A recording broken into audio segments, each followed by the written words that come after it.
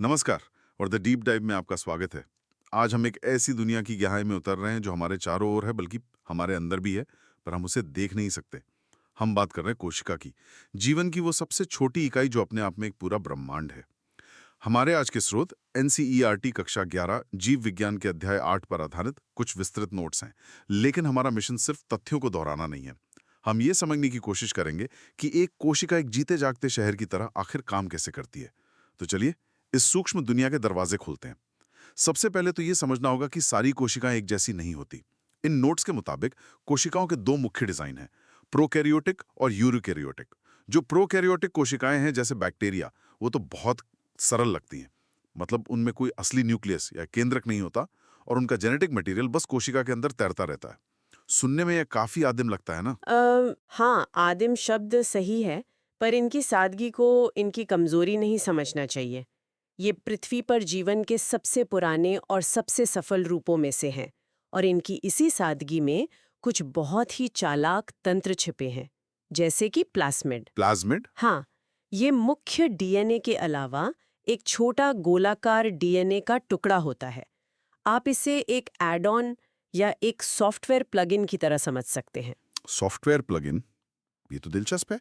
इसका मतलब ये बैक्टीरिया को कोई नई क्षमता देता है? बिल्कुल, और ये क्षमता बहुत शक्तिशाली हो सकती है, जैसे कि एंटीबायोटिक प्रतिरोध। एक बैक्टीरिया प्लाज्मिड के जरिए दूसरे बैक्टीरिया को ये सॉफ्टवेयर ट्रांसफर भी कर सकता है। अच्छा। हाँ, और यही कारण है कि सुपर बग्स इतनी तेजी से फैलते हैं। ये प्रकृति का अपना फाइल शेयरिंग नेटवर्क है, जो चिकित्सा विज्ञान के लिए एक बहुत बड़ी चुनौती है। वाह! तो एक साधारण सा दिखने वाला बैक्टीरिया असल में एक बहुत ही स्मार्ट सर्वाइवर है। नोट्स में एक और चीज का जिक्र है, मीजोसोम। कहा गया है कि ये श्वसन में मदद करता है। ये हमारे फेफड़ों की तरह काम करता है क्या? ये एक अच्छी तुलना है, लेकिन बहुत ही छोटे पैमाने पर। मीसोजोम असल में कोशिका झिल्ली का अंदर की तरफ एक मोड़ या फोल्ड है। अच्छा। ये एक छोटे से वर्कशॉप जैसा है, जहां ऊर्जा बनाने की प्रक्रिया होती है। पर जब हम यूकैरियोटिक कोशिकाओं की बात करेंगे, तो आप देखेंगे कि ये वर्कशॉप एक पूरे पावर प्लांट में कैसे बदल जाता है, और असली कहानी वहीं से शुरू होती है। ठीक है। तो अब आते हैं यूकैरियोटिक कोशिकाओं पर, जिनसे पौधे, जानवर और हम इंसान बने हैं। तो प्रोकैरियोटिक वर्कशॉप से यूकैरियोटिक फैक्ट्री तक का सफर, इसमें सबसे बड़ा अपग्रेड क्या था? एक शब्द में कहूं तो कंपार्टमेंटलाइजेशन, मतलब? मतलब हिस्सों में बंटवारा। आप प्रोकैरियोटिक कोशिका को एक कमरे की वर्कशॉप समझिए, जहां सब कुछ एक ही जगह एक ढेर में हो रहा है। वहीं यूकैरियोटिक कोशिका एक पूरी फैक्ट्री है, जिसमें अलग-अलग काम के लिए अलग-अलग विभाग है। जैसे कि? जेनेटिक मटेरियल को सुरक्षित रखने के लिए एक सीईओ का ऑफिस है, जिसे हम केंद्रक या न्यूक्लियस कहते हैं। ऊर्जा बनाने के लिए पावर प्लांट है माइटोकॉन्ड्रिया। सामान बनाने और पैक करने के लिए प्रोडक्शन लाइन है एंडोप्लाज्मिक रेटिक्यूलम और गोल्जी उपकरण। इसी बंटवारे ने जटिल जीवन को विकसित होने का मौका दिया। ये बेहतरीन नजरिया है। एक अव्यवस्थित वर्कशॉप से एक संगठित फैक्ट्री तक। और इस फैक्ट्री के भी दो मुख्य मॉडल है ना, पादप कोशिका और जंतु कोशिका। इनमें क्या मुख्य अंतर है और क्यों? हाँ, और ये अंतर उनकी जीवन शैली को दिखाता है। पादप कोशिका को एक जगह स्थिर रहना है और गुरुत्वाकर्षण के खिलाफ सीधा खड़ा होना है। इसलिए उसके पास प्लाज्मा झिल्ली के बाहर एक कठोर कोशिका भित्ति यानी सेल वॉल होती है। उसका बाहरी कंकाल या बॉडी आर्मर कह सकते हैं। इसलिए उसके पास सौर ऊर्जा पैनल है, क्लोरोप्लास्ट, और पानी जमा करने के लिए एक बड़ा सा स्टोरेज टैंक है, केंद्रीय रसधानी। और जंतु कोशिका, उसे तो घूमना फिरना होता है। सही कहा। इसलिए जंतु कोशिका में सेल वॉल नहीं होती, जो उसे लचीलापन और गतिशीलता देती है। और उसके पास कोशिका विभाजन में मदद करने के लिए एक खास उपकरण होता है, तारक केंद्र या सेंट्रियोल, जो आमतौर पर पौधों में नहीं मिलता। तो प्रकृति ने हर कोशिका को उसकी जरूरतों के हिसाब से ही डिजाइन किया है। बिल्कुल। चलिए, अब इस फैक्ट्री की दीवारों और दरवाजों को करीब से देखते हैं। हर कोशिका के बाहर एक कोशिका झिल्ली या सेल मेम्ब्रेन तो होती ही है। नोट्स में फ्लूइड मोज़ेक मॉडल का जिक्र है। यह सुनने में किसी कलाकृति जैसा लगता है। इसका क्या मतलब है? ये नाम बहुत सटीक है। मोज़ेक इसलिए क्योंकि ये प्रोटीन और लिपिड के अलग-अलग टुकड़ों से बनी है, जो एक साथ फिट होते हैं। और फ्लूइड यानी तरल, इसलिए क्योंकि ये टुकड़े स्थिर नहीं हैं, वो लिपिड के समुद्र में तैरते रहते हैं। अच्छा। ये झिल्ली फॉस्फोलिपिड्स की दोहरी परत से बनी है। इसका हर मॉलिक्यूल ऐसा है जिसका एक सिर पानी को पसंद करता है और पूंछ पानी से नफरत करती है। तो वे खुद को ऐसे व्यवस्थित कर लेते हैं कि पूंछ अंदर छिपी रहे और सिर बाहर पानी के संपर्क में रहे। और इसी संरचना की वजह से ये कोशिका का गेटकीपर बन जाती है। बिल्कुल, ये चयनात्मक पारगम्य है। मतलब ये तय करती है कि कौन अंदर आएगा और कौन बाहर जाएगा। कुछ छोटे अणु बिना ऊर्जा खर्च किए आसानी से आ जा सकते हैं, जिसे पैसिव ट्रांसपोर्ट कहते हैं, जैसे पानी का ऑस्मोसिस। और कुछ के लिए ऊर्जा लगती होगी। हाँ, कुछ जरूरी चीजों को अंदर लाने या कचरे को बाहर फेंकने के लिए कोशिका को ऊर्जा खर्च करनी पड़ती है, जिसे एक्टिव ट्रांसपोर्ट कहते हैं। सोडियम पोटेशियम पंप इसका एक क्लासिक उदाहरण है, जो हमारे नर्व सेल्स के काम करने के लिए बहुत जरूरी है। और पौधों की कोशिका भित्ति यानी सेल वॉल। नोट्स में शैवाल और पौधों की सेल वॉल की बनावट का जिक्र है। सेलुलोज, गैलेक्टिन्स, पेक्टिन जैसे नाम। क्या ये नाम याद रखना जरूरी है? नामों की लिस्ट से ज्यादा ये समझना है कि ये बनावट अलग क्यों है। ये प्रकृति की इंजीनियरिंग का कमाल है। पानी में रहने वाले शैवाल अपनी दीवारों को ऐसे पदार्थों से बनाते हैं जो जलीय वातावरण के लिए उपयुक्त है, लेकिन जमीन पर उगने वाले पौधों को गुरुत्वाकर्षण के खिलाफ खड़ा होना है। इसलिए वो अपनी दीवारों में सेलुलोज और हेमीसेलुलोज का इस्तेमाल करते हैं। एक तरह का रीइंफोर्स्ड कंक्रीट। बिल्कुल, आप इसे प्रकृति का रीइंफोर्स्ड कंक्रीट समझ सकते हैं। संरचना हमेशा कार्य के अनुसार होती है। ठीक है, दीवारों को समझ लिया। अब फैक्ट्री के अंदर चलते हैं। हम्म सबसे पहले आता है एंडोप्लाज्मिक रेटिकुलम या ईआर, हम्म जो नलिकाओं का एक जाल है। हम्म। ये दो तरह का है, खुरदरा और चिकना। ये प्रोडक्शन लाइन की शुरुआत है। सही कहा? हाँ, ये बिल्कुल प्रोडक्शन लाइन है। खुरदरा ईआर, जिस पर राइबोसोम चिपके होते हैं, वो प्रोटीन बनाने की फैक्ट्री है। और चिकना? और चिकना ईआर, जिस पर राइबोसोम नहीं होते, वो लिपिड और स्टीरॉयड हार्मोन बनाने में माहिर है। तो ईआर ने सामान बना दिया। हम्म अब पैकेजिंग और शिपिंग की बारी। इसके लिए गोल्जी उपकरण है, जिसे कोशिका का पोस्ट ऑफिस भी कहा जाता है। पोस्ट ऑफिस या एक बहुत ही कुशल कुरियर कंपनी। अच्छा। गोल्जी उपकरण ईआर से आने वाले प्रोटीन और लिपिड को लेता है, उन्हें छांटता है, उन पर एड्रेस लेबल लगाता है और फिर उन्हें छोटी-छोटी थैलियों यानी वेसिकल्स में पैक करके उनकी सही मंजिल तक भेजता है। चाहे वो मंजिल कोशिका के अंदर हो या बाहर। बिल्कुल, ये कोशिका के लॉजिस्टिक्स का मास्टर है। प्रोडक्शन हो गया, पैकेजिंग हो गई, लेकिन किसी भी फैक्ट्री में कचरा भी तो होता है और पुरानी मशीनें टूटती भी हैं। कोशिका अपना कचरा प्रबंधन और रिसाइकलिंग कैसे करती है? यहाँ पर एक बहुत नाटकीय नाम आता है, लायन काय या लाइसोसोम, जिन्हें आत्मघाती थैलियां भी कहते हैं। हाँ, ये नाम थोड़ा डरावना लगता है। रुकिए, आत्मघाती थैलियां, ये तो बहुत अजीब है। कोई कोशिका अपने अंदर आत्मघाती थैली क्यों रखेगी? क्या ये खुद को नष्ट करने के लिए है? ये सुनने में अजीब है, लेकिन ये एक बहुत जरूरी सुरक्षा तंत्र है। लाइसोसोम असल में कोशिका का रिसाइकलिंग सेंटर और कचरा निपटान प्रणाली है। इनमें बहुत शक्तिशाली पाचक एंजाइम होते हैं। जब कोई बाहरी बैक्टीरिया अंदर आता है या कोशिका का कोई हिस्सा पुराना और खराब हो जाता है, तो लाइसोसोम उसे पचाकर कच्चे माल में बदल देता है। और आत्मघाती वाली बात? वो तब आती है जब कोशिका खुद बहुत ज्यादा संक्रमित या क्षतिग्रस्त हो जाए।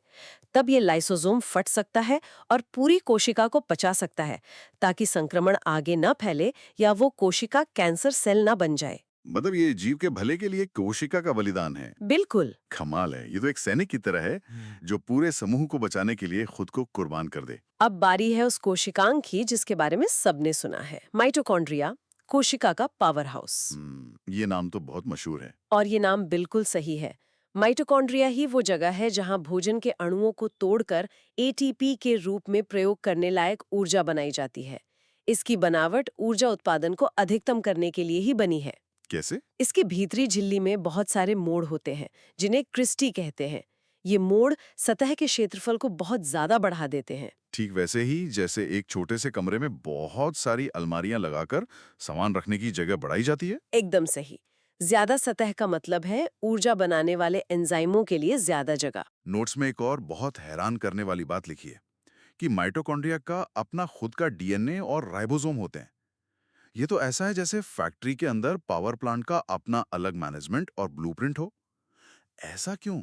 ये कोशिका जीव विज्ञान के सबसे बड़े रहस्यों में से एक का सुराग है और इसका जवाब एंडोसिम्बायोटिक थियोरी में छिपा है। Endosymbiotic theory. हाँ, ये सिद्धांत कहता है कि अरबों साल पहले माइटोकॉन्ड्रिया एक स्वतंत्र बैक्टीरिया जैसा जीव था।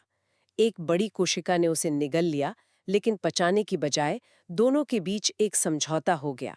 बड़ी कोशिका को ऊर्जा का एक बहुत शक्तिशाली स्रोत मिल गया और माइटोकॉन्ड्रिया को एक सुरक्षित घर। तो हम सब, हर जटिल जीव इसी प्राचीन गठबंधन का नतीजा है। हाँ, हमारे हर कोशिका के अंदर उन प्राचीन बैक्टीरिया के वंशज रहते तो हैं। अनविश्वसनीय है। मतलब हम सिर्फ एक जीव नहीं बल्कि जीवों का एक समुदाय हैं। और पौधों में क्लोरोप्लास्ट भी तो कुछ ऐसा ही करते हैं, भोजन बनाते हैं। क्या उनकी कहानी भी ऐसी है? बिल्कुल। माना जाता है कि क्लोरोप्लास्ट भी कभी एक स्वतंत्र प्रकाश संश्लेषण करने वाला बैक्टीरिया था, जिसे एक यूकैरियोटिक कोशिका ने अपना लिया। क्लोरोप्लास्ट की संरचना भी माइटोकॉन्ड्रिया की तरह जटिल है। इसके अंदर थाइलाकॉइड्स होते हैं, जो सिक्कों के ढेर की तरह ग्रेना बनाते हैं। और यहीं पर सूर्य की रोशनी को रासायनिक ऊर्जा में बदला जाता है। हाँ, ये पौधे का अपना सोलर पावर प्लांट है। तो हमारे पास production line, ER, packaging department, Golgi, waste management, lysosome और पावर प्लांट माइटोकॉन्ड्रिया हो गए। और क्या बचा है? नोट्स में राइबोसोम का जिक्र है। राइबोसोम इस पूरी फैक्ट्री के सबसे जरूरी मजदूर हैं। ये बहुत छोटे होते हैं और इन पर कोई झिल्ली नहीं होती।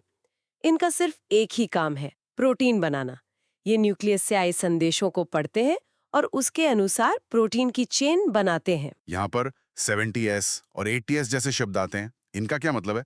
क्या ये सिर्फ एक तकनीकी डिटेल है? ये एक बहुत ही महत्वपूर्ण तकनीकी डिटेल है जिसने लाखों जानें बचाई हैं। अच्छा, वो कैसे? एस का मतलब है स्वेडबर्ग यूनिट, जो मूल रूप से आकार और घनत्व को मापने का एक तरीका है। मुख्य बात यह है कि प्रोकैरियोटिक यानी बैक्टीरिया के राइबोसोम 70S, यूकैरियोटिक यानी हमारे राइबोसोम 80S से थोड़े छोटे और हल्के होते हैं। और इस छोटे से अंतर से क्या होता है? ये छोटा सा अंतर बहुत बड़ा फायदा देता है। कई एंटीबायोटिक्स जैसे टेट्रासाइक्लिन सिर्फ 70S राइबोसोम पर हमला करने के लिए डिजाइन की गई हैं। वे बैक्टीरिया को तो मार देती हैं, लेकिन हमारे 80S राइबोसोम को कोई नुकसान नहीं पहुंचाती। अद्भुत। ये तो दुश्मन के कम्युनिकेशन सिस्टम को हैक करने जैसा है। और अंत में हम कोशिका के नियंत्रण केंद्र यानी केंद्रक या न्यूक्लियस पर आते हैं। ये सीईओ का ऑफिस है। एकदम सही। ये दोहरी झिल्ली से घिरा एक सुरक्षित कमरा है। इसके अंदर कोशिका का पूरा ब्लूप्रिंट यानी डीएनए बहुत ही व्यवस्थित तरीके से पैक होता है। सामान्य अवस्था में ये डीएनए प्रोटीन के साथ मिलकर एक उलझे हुए धागे जैसा दिखता है, जिसे क्रोमेटिन कहते हैं। तो इसी में सारी जानकारी छिपी है। हाँ, इसी क्रोमेटिन में वो सारी जानकारी छिपी है जो कोशिका को बताती है कि उसे क्या करना है, कब करना है और कैसे करना है। और जब कोशिका को विभाजित होना होता है, तभी ये क्रोमैटिन गुणसूत्र या क्रोमोसोम बन जाता है। नोट्स में सेंट्रोमेयर की स्थिति के आधार पर गुणसूत्रों के 4 प्रकार बताए गए हैं। मेटासेंट्रिक, सबमेटासेंट्रिक वगैरह। ये वर्गीकरण कितना महत्वपूर्ण है? आमतौर पर समझने के लिए आपको इन चारों नामों को याद रखने की जरूरत नहीं है। महत्वपूर्ण विचार ये है कि जब कोशिका अपना ब्लूप्रिंट कॉपी करके दो नई कोशिकाओं में बांटने की तैयारी करती है, तो वो उन उलझे हुए धागों को कसकर पैक करके व्यवस्थित डंडों जैसी संरचनाओं यानी क्रोमोसोम में बदल देती है। जैसे आप एक बहुत लंबी रस्सी को बड़े करीने से लपेट कर रखते हैं ताकि वो उलझे नहीं। बिल्कुल। सेंट्रोमियर की स्थिति के आधार पर ये वर्गीकरण जेनेटिसिस्ट के लिए बहुत महत्वपूर्ण है, जो गुणसूत्रों में किसी असामान्यता का अध्ययन करते हैं। लेकिन हमारे लिए मुख्य बात यह है कि ये कोशिका द्वारा अपने जेनेटिक ब्लूप्रिंट को सावधानीपूर्वक व्यवस्थित करने का तरीका है। तो हमने इस अद्भुत शहर, इस फैक्ट्री की पूरी यात्रा की।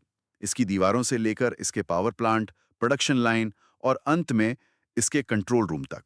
ये वाकई में एक जटिल और अविश्वसनीय दुनिया है। और सबसे हैरान करने वाली बात यह है कि ये सभी हिस्से अलग-थलग काम नहीं करते।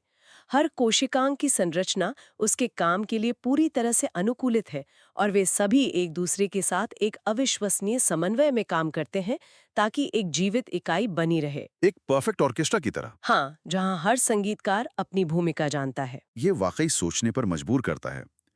अगर एक अकेली सूक्ष्म कोशिका के अंदर इतनी जटिलता, इतना संगठन और इतनी बुद्धिमत्ता हो सकती है, तो ये हमें जीवन के बड़े पैमाने पर संगठन के बारे में क्या सिखाता है?